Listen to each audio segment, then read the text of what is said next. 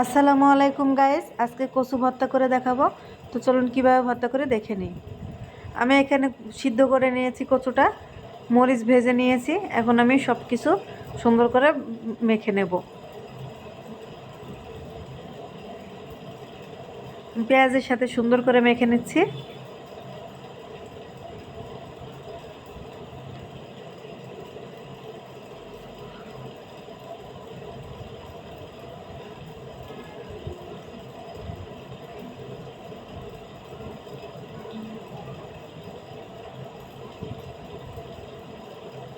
কচু ভর্তা খেতে খুবই ভালো লাগে।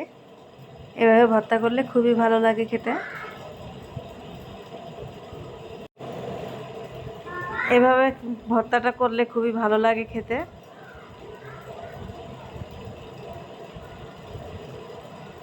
ভর্তাটা হয়ে গেছে করা।